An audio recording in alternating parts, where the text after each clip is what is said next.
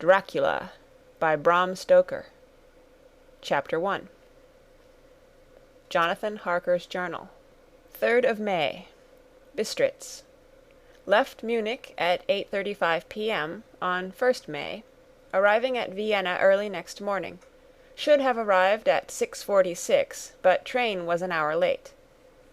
Budapest seems a wonderful place from the glimpse which I got of it from the train and the little I could walk through the streets. I feared to go very far from the station, as we had arrived late and would start as near the correct time as possible.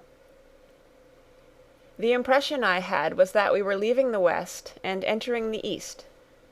The most western of splendid bridges over the Danube, which is here of noble width and depth, took us among the traditions of Turkish rule.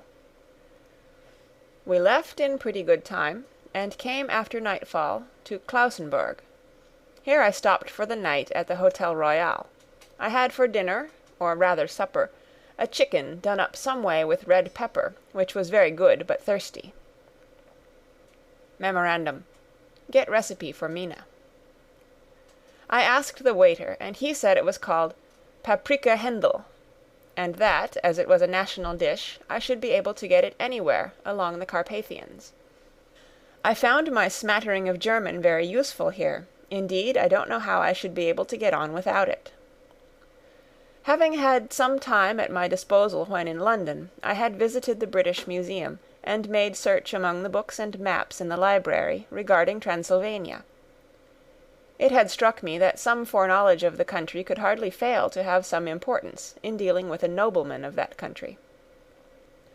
I find that the district he named is in the extreme east of the country, just on the borders of 3 states, Transylvania, Moldavia, and Bukovina, in the midst of the Carpathian Mountains, one of the wildest and least known portions of Europe. I was not able to light on any map or work giving the exact locality of the Castle Dracula, as there are no maps of this country as yet to compare with our own Ordnance Survey maps, but I found that Bistritz, the post town named by Count Dracula, is a fairly well-known place. I shall enter here some of my notes, as they may refresh my memory when I talk over my travels with Mina. In the population of Transylvania there are 4 distinct nationalities: Saxons in the south, and mixed with them the Wallachs, who are the descendants of the Dacians, Magyars in the west, and Szekelyes in the east and north. I am going among the latter, who claim to be descended from Attila and the Huns. This may be so, for when the Magyars conquered the country in the 11th century, they found the Huns settled in it. I read that every known superstition in the world is gathered into the horseshoe of the Carpathians, as if it were the centre of some sort of imaginative whirlpool. If so, my stay may be very interesting. Memorandum. I must ask the Count all about them. I did not sleep well, though my bed was comfortable enough, for I had all sorts of queer dreams. There was a dog howling all night under my window, which may have had something to do with it, or it may have been the paprika, for I had to drink up all the water in my carafe, and was still thirsty. Towards morning I slept, and was wakened by the continuous knocking at my door, so I guess I must have been sleeping soundly then. I had for breakfast more paprika, and a sort of porridge of maize flour, which they said was mamaliga, and eggplant stuffed with forcemeat, a very excellent dish, which they call impletata. Memorandum. Get recipe for this also. I had to hurry breakfast, for the train started a little before 8, or rather it ought to have done so, for after rushing to the station at 7:30, I had to sit in the carriage for more than an hour before we began to move. It seems to me that the further east you go, the more unpunctual are the trains. What ought they to be in China? All day long we seemed to dawdle through a country which was full of beauty of every kind. Sometimes we saw little towns or castles on the top of steep hills, such as we see in old missals. Sometimes we ran by rivers and streams, which seemed from the wide stony margin on each side of them to be subject to great floods. It takes a lot of water, and running strong to sweep the outside edge of a river clear. At every station there were groups of people, sometimes crowds, and in all sorts of attire. Some of them were just like the peasants at home, or those I saw coming through France and Germany, with short jackets and round hats and homemade trousers, but others were very picturesque. The women looked pretty, except when you got near them, but they were very clumsy about the waist. They had all full white sleeves of some kind or other, and most of them had big belts with a lot of strips of something fluttering from them, like the dresses in a ballet, but of course there were petticoats under them. The strangest figures we saw were the Slovaks, who were more barbarian than the rest, with their big cowboy hats, great baggy, dirty white trousers, white linen shirts, and enormous heavy leather belts, nearly a foot wide, all studded over with brass nails. They wore high boots with their trousers tucked into them, and had long black hair and heavy black mustaches. They are very picturesque, but do not look prepossessing.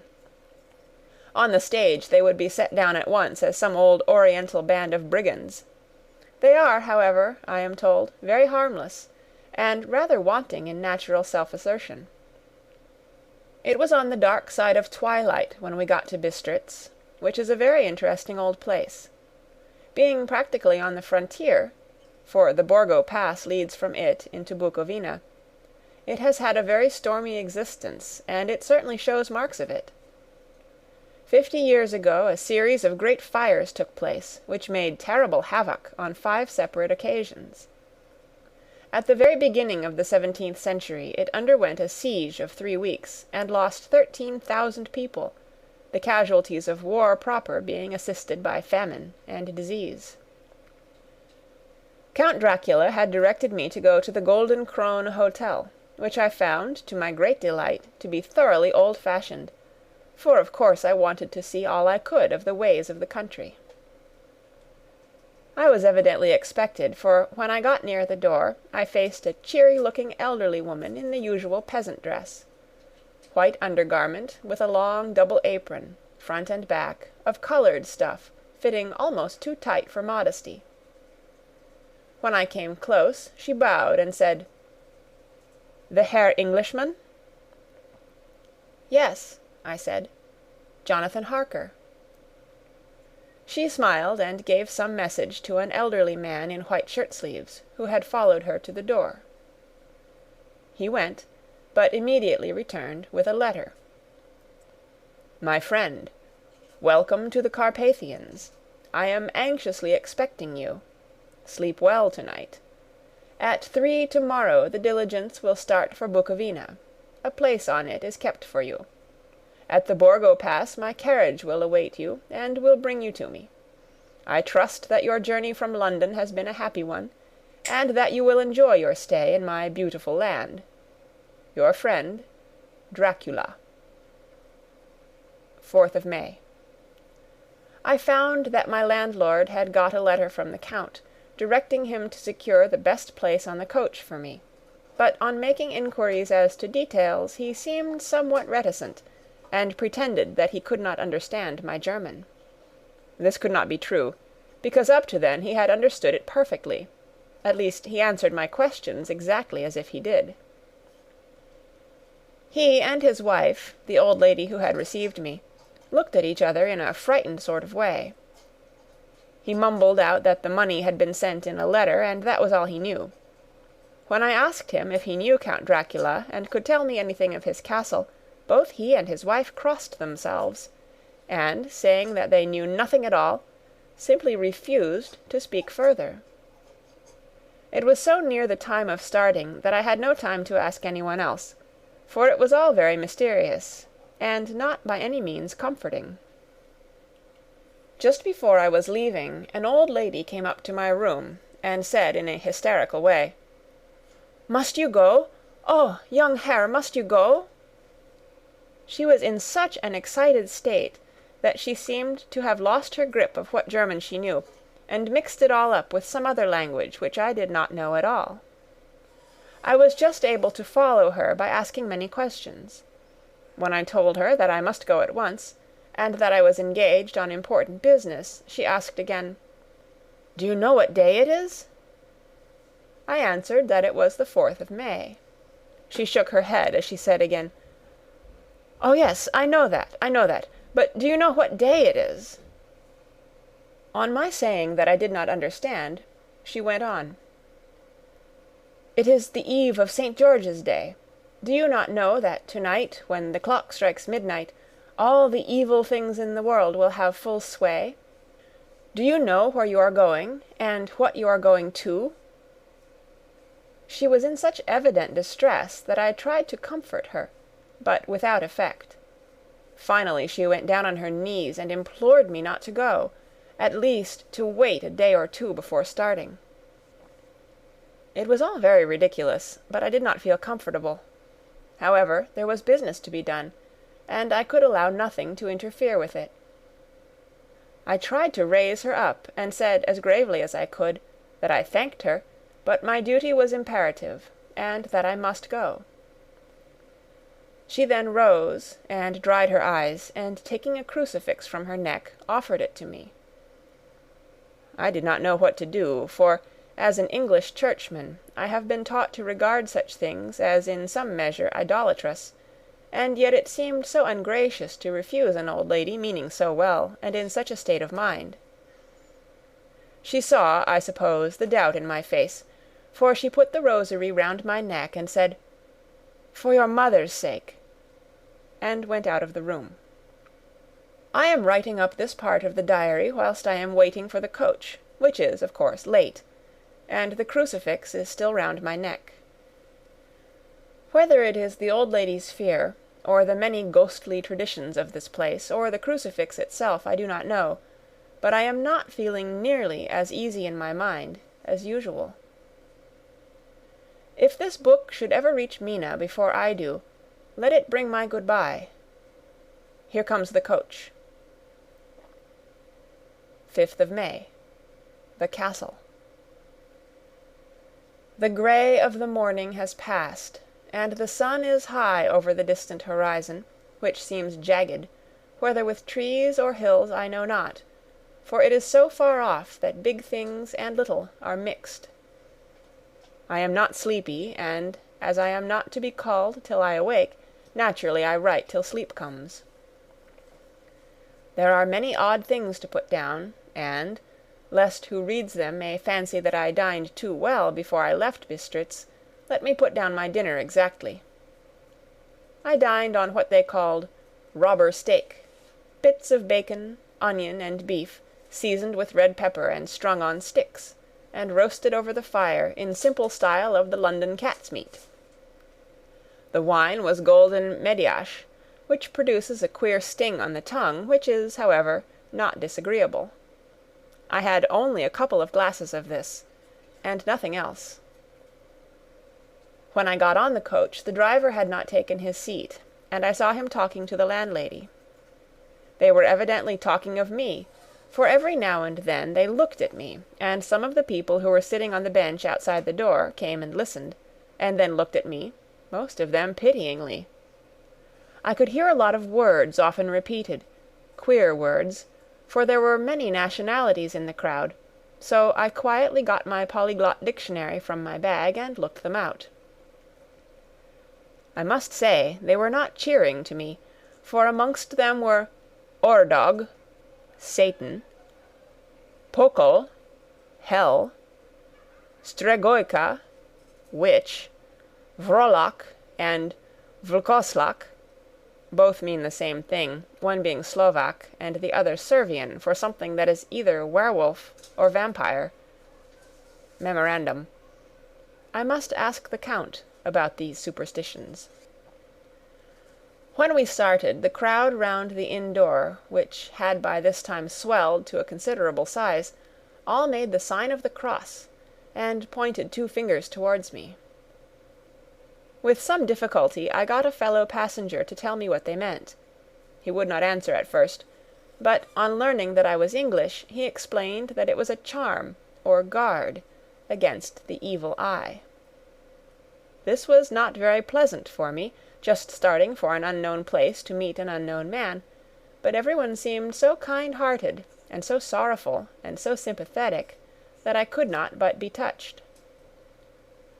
I shall never forget the last glimpse which I had of the inn yard, and its crowd of picturesque figures, all crossing themselves, as they stood round the wide archway, with its background of rich foliage of oleander and orange trees in green tubs clustered in the centre of the yard.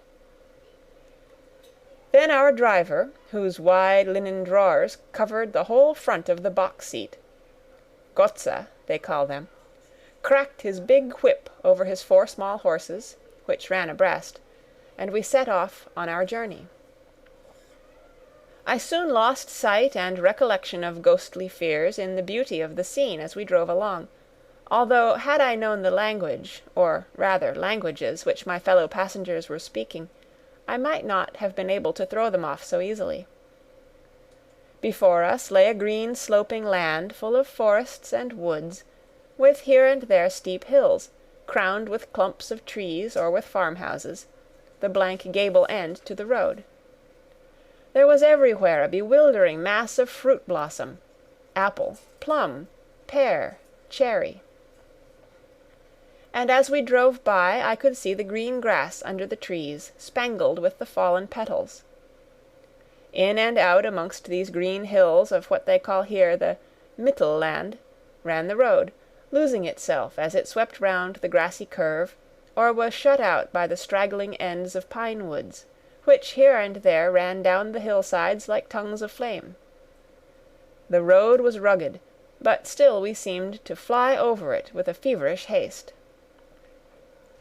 I could not understand then what the haste meant, but the driver was evidently bent on losing no time in reaching Borgo Prund.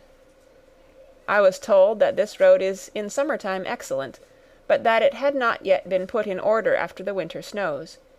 In this respect it is different from the general run of roads in the Carpathians, for it is an old tradition that they are not to be kept in too good order. Of old the hospodars would not repair them, lest the Turk should think that they were preparing to bring in foreign troops, and so hasten the war, which was always really at loading point.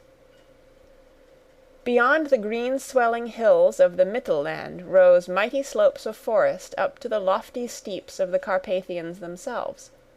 Right and left of us they towered, with the afternoon sun falling full upon them and bringing out all the glorious colours of this beautiful range, deep blue and purple in the shadows of the peaks, green and brown where grass and rock mingled, and an endless perspective of jagged rock and pointed crags, till these were themselves lost in the distance, where the snowy peaks rose grandly. Here and there seemed mighty rifts in the mountains, through which, as the sun began to sink, we saw now and again the white gleam of falling water. One of my companions touched my arm as we swept round the base of a hill, and opened up the lofty snow-covered peak of a mountain, which seemed, as we wound on our serpentine way, to be right before us. "Look, Istenzek, God's seat," and he crossed himself reverently. As we wound on our endless way, and the sun sank lower and lower behind us, the shadows of the evening began to creep round us. This was emphasized by the fact that the snowy mountain top still held the sunset, and seemed to glow out with a delicate cool pink. Here and there we passed Czechs and Slovaks, all in picturesque attire, but I noticed that goitre was painfully prevalent. By the roadside were many crosses, and as we swept by my companions all crossed themselves. Here and there was a peasant man or a woman, kneeling before a shrine, who did not even turn round as we approached, but seemed in the self-surrender of devotion to have neither eyes nor ears for the outer world. There were many things new to me, for instance, hay-ricks in the trees, and here and there very beautiful masses of weeping birch, their white stems shining like silver through the delicate green of the leaves. Now and again we passed a Leiterwagen, the ordinary peasant's cart, with its long, snake-like vertebra, calculated to suit the inequalities of the road. On this were sure to be seated quite a group of home-coming peasants, the Czechs with their white, and the Slovaks with their coloured sheepskins, the latter carrying lance-fashion their long staves, with axe at end. As the evening fell it began to get very cold, and the growing twilight seemed to merge into one dark mistiness with gloom of the trees, oak, beech, and pine, though in the valleys which ran deep between the spurs of the hills, as we ascended through the pass, the dark firs stood out here and there against the background of late-lying snow. Sometimes, as the road was cut through the pine woods that seemed in the darkness to be closing down upon us, great masses of greyness, which here and there bestrewed the trees, produced a peculiarly weird and solemn effect, which carried on the thoughts and grim fancies engendered earlier in the evening, when the falling sunset threw into strange relief the ghost-like clouds, which amongst the Carpathians seemed to wind ceaselessly through the valleys. Sometimes the hills were so steep that, despite our driver's haste, the horses could only go slowly. I wished to get down and walk up them as we do at home, but the driver would not hear of it. "No, no," he said, "you must not walk here. The dogs are too fierce." And then he added, with what he evidently meant for grim pleasantry, for he looked round to catch the approving smile of the rest, "And you may have enough of such matters before you go to sleep." The only stop he would make was a moment's pause to light his lamps. When it grew dark there seemed to be some excitement amongst the passengers, and they kept speaking to him, one after the other, as though urging him to further speed. He lashed the horses unmercifully with his long whip, and with wild cries of encouragement urged them on to further exertions. Then through the darkness I could see a sort of patch of grey light ahead of us, as though there were a cleft in the hills. The excitement of the passengers grew greater. The crazy coach rocked on its great leather springs, and swayed like a boat tossed on a stormy sea. I had to hold on. The road grew more level, and we appeared to fly along. Then the mountains seemed to come nearer to us on each side, and to frown down upon us. We were entering on the Borgo Pass. One by one several of the passengers offered me gifts, which they pressed upon me with an earnestness which would take no denial. These were certainly of an odd and varied kind, but each was given in simple good faith, with a kindly word and a blessing, and that same strange mixture of fear-meaning movements which I had seen outside the hole at Bistritz, the sign of the cross, and the guard against the evil eye. Then, as we flew along, the driver leaned forward, and on each side the passengers, craning over the edge of the coach, peered eagerly into the darkness. It was evident that something very exciting was either happening or expected, but though I asked each passenger, no one would give me the slightest explanation. This state of excitement kept on for some little time, and at last we saw before us the pass opening out on the eastern side. There were dark rolling clouds overhead, and in the air the heavy, oppressive sense of thunder. It seemed as though the mountain range had separated two atmospheres, and that now we had got into the thunderous one. I was now myself looking out for the conveyance which was to take me to the Count. Each moment I expected to see the glare of lamps through the blackness, but all was dark. The only light was the flickering rays of our own lamps, in which the steam from our hard-driven horses rose in a white cloud. We could see now the sandy road lying white before us, but there was on it no sign of a vehicle. The passengers drew back with a sigh of gladness, which seemed to mock my own disappointment.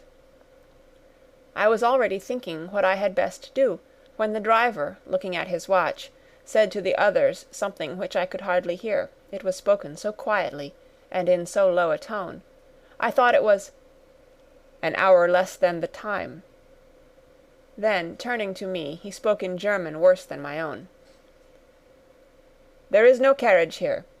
The Herr is not expected after all. He will now come on to Bukovina, and return to-morrow, or the next day, better the next day." Whilst he was speaking, the horses began to neigh and snort and plunge wildly, so that the driver had to hold them up. Then, amongst a chorus of screams from the peasants, and a universal crossing of themselves, a calèche, with 4 horses, drove up behind us, overtook us, and drew up beside the coach. I could see from the flash of our lamps as the rays fell on them that the horses were coal-black and splendid animals.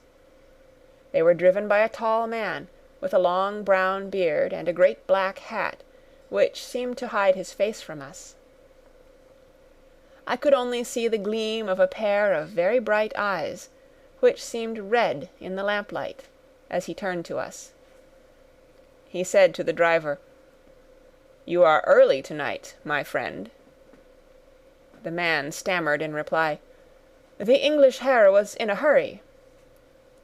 To which the stranger replied, "That is why, I suppose, you wished him to go on to Bukovina. You cannot deceive me, my friend. I know too much, and my horses are swift." As he spoke he smiled, and the lamplight fell on a hard-looking mouth, with very red lips and sharp-looking teeth, as white as ivory. One of my companions whispered to another the line from Burger's Lenore, "Denn die Toten reiten schnell," for the dead travel fast. The strange driver evidently heard the words, for he looked up with a gleaming smile. The passenger turned his face away, at the same time putting out his 2 fingers and crossing himself. "Give me the Herr's luggage," said the driver, and with exceeding alacrity my bags were handed out and put in the calèche. Then I descended from the side of the coach, as the calèche was close alongside, the driver helping me with a hand which caught my arm in a grip of steel. His strength must have been prodigious. Without a word he shook the reins, the horses turned, and we swept into the darkness of the pass.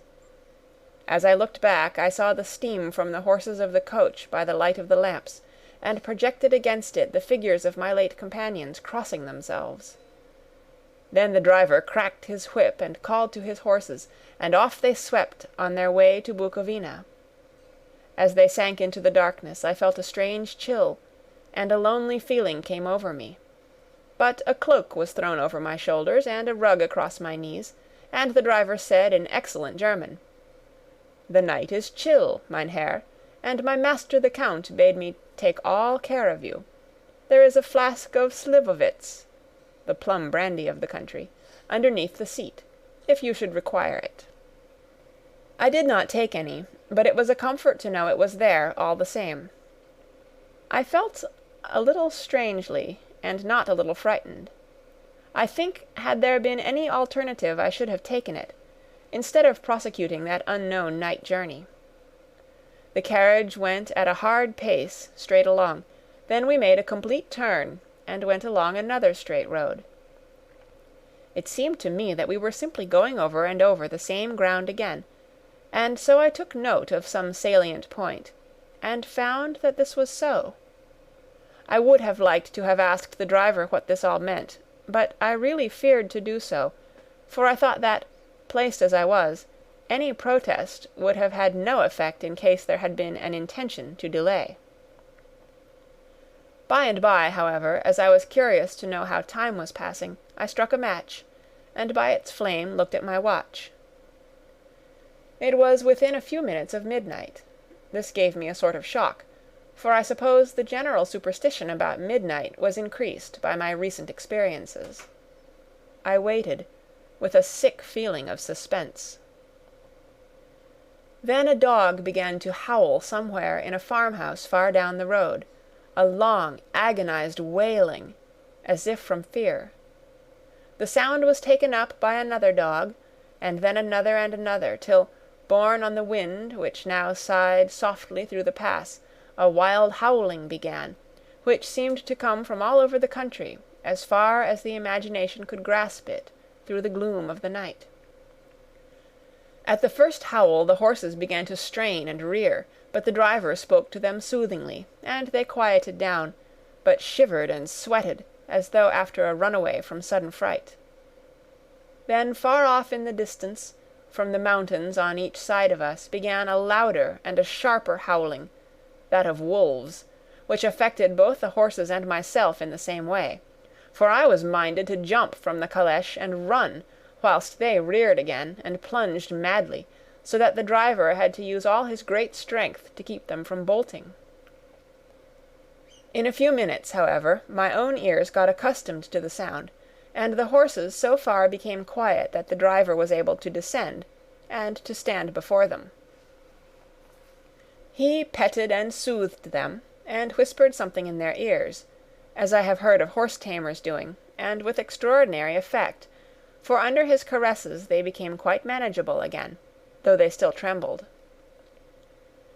The driver again took his seat, and shaking his reins, started off at a great pace. This time, after going to the far side of the pass, he suddenly turned down a narrow roadway which ran sharply to the right. Soon we were hemmed in with trees, which in places arched right over the roadway till we passed as through a tunnel. And again great frowning rocks guarded us boldly on either side. Though we were in shelter, we could hear the rising wind, for it moaned and whistled through the rocks, and the branches of the trees crashed together as we swept along. It grew colder and colder still, and fine powdery snow began to fall, so that soon we and all around us were covered with a white blanket. The keen wind still carried the howling of the dogs, though this grew fainter as we went on our way. The baying of the wolves sounded nearer and nearer, as though they were closing round on us from every side. I grew dreadfully afraid, and the horses shared my fear. The driver, however, was not in the least disturbed. He kept turning his head to left and right, but I could not see anything through the darkness. Suddenly, away on our left, I saw a faint, flickering blue flame. The driver saw it at the same moment. He at once checked the horses, and, jumping to the ground, disappeared into the darkness. I did not know what to do, the less as the howling of the wolves grew closer, but while I wondered, the driver suddenly reappeared again, and without a word took his seat, and we resumed our journey. I think I must have fallen asleep and kept dreaming of the incident, for it seemed to be repeated endlessly, and now looking back it is like a sort of awful nightmare. Once the flame appeared so near the road that even in the darkness around us I could watch the driver's motions. He went rapidly to where the blue flame arose. It must have been very faint, for it did not seem to illumine the place around it at all, and, gathering a few stones, formed them into some device. Once there appeared a strange optical effect. When he stood between me and the flame he did not obstruct it, for I could see its ghostly flicker all the same. This startled me, but as the effect was only momentary, I took it that my eyes deceived me straining through the darkness. Then for a time there were no blue flames, and we sped onwards through the gloom, with the howling of the wolves around us, as though they were following in a moving circle. At last there came a time when the driver went further afield than he had yet gone, and during his absence the horses began to tremble worse than ever, and to snort and scream with fright. I could not see any cause for it, for the howling of the wolves had ceased altogether. But just then the moon, sailing through the black clouds, appeared behind the jagged crest of a beetling, pine-clad rock, and by its light I saw around us a ring of wolves, with white teeth and lolling red tongues, with long sinewy limbs and shaggy hair. They were 100 times more terrible in the grim silence which held them than even when they howled. For myself, I felt a sort of paralysis of fear. It is only when a man feels himself face to face with such horrors that he can understand their true import. All at once the wolves began to howl as though the moonlight had had some peculiar effect on them. The horses jumped about and reared, and looked helplessly round with eyes that rolled in a way painful to see. But the living ring of terror encompassed them on every side, and they had perforce to remain within it.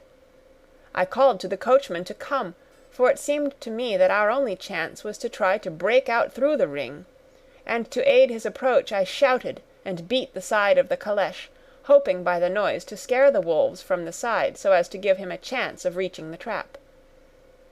How he came there I know not, but I heard his voice raised in a tone of imperious command, and, looking towards the sound, saw him stand in the roadway.